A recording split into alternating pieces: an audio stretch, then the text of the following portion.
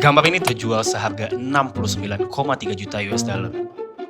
Gambar ini 11,75 juta US dollar.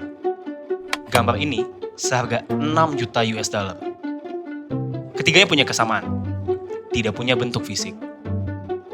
Itu karena ketiganya dijual sebagai NFT.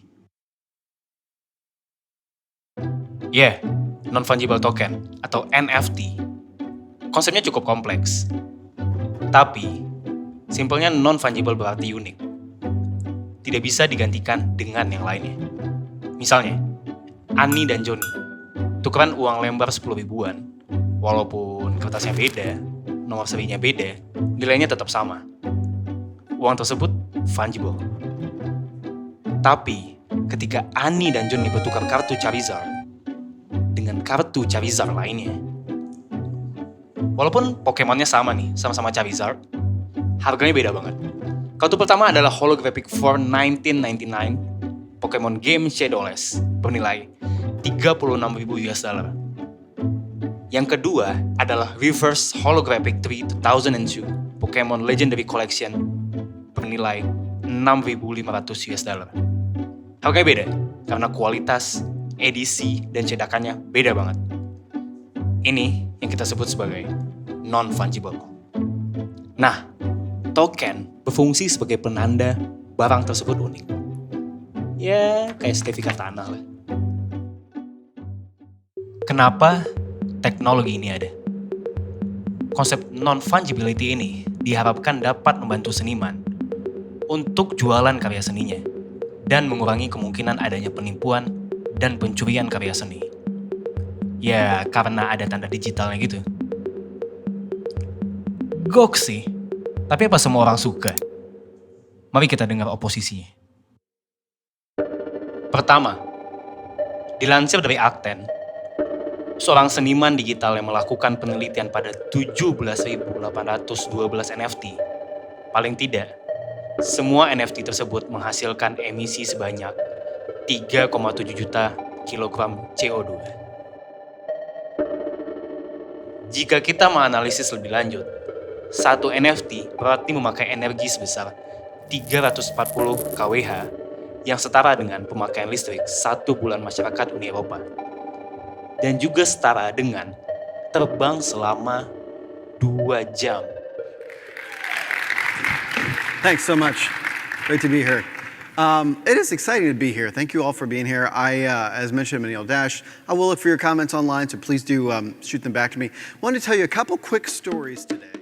Perkenalkan Anil Dash, seorang CEO Glitch. Dash mengatakan, idealnya NFT seharusnya dapat disimpan ke blockchain. Tapi, karena batasan teknis, blockchain terlalu kecil untuk menampung seluruh gambar. Jadi, ketika kita membeli NFT, sebenarnya kita hanya membeli link menuju karya seni tersebut, bukan seluruh gambarnya. Keterbatasan teknologi masih menjadi hambatan dalam perkembangan NFT ini. Itulah argumen kedua dari oposisi NFT. Jadi, setelah pro dan kontra ini, apakah masih ada masa depan untuk NFT?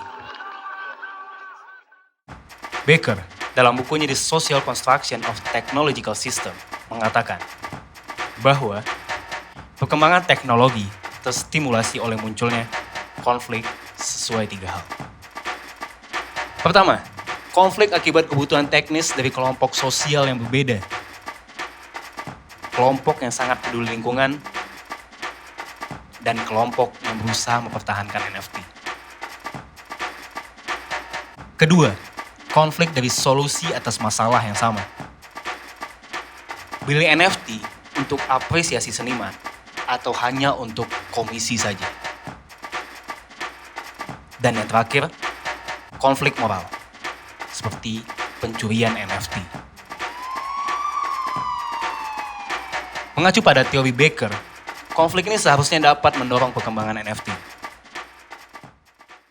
If you're already into NFTs, it's going to be on Tezos, which means you need to get a Temple or Kukai wallet. For those of you who are curious about NFTs, this is a great first one to get because hopefully you're going to be able to mint it, to get it from me to you at a very low price. Mike Shinoda, Linkin Park, adalah salah satu orang yang menjual musiknya dalam bentuk NFT menggunakan Tezos, green blockchain yang menghasilkan emisi karbon lebih rendah dari blockchain lainnya. Lalu apakah kita dapat berseru, "Hey, lihat, kita punya solusi lingkungan untuk NFT. Apakah masa depan NFT akan lebih baik?" Ya, nggak ada yang tahu. Yang pasti, seharusnya kita dapat mengapresiasi seniman bahkan tanpa NFT sekalipun.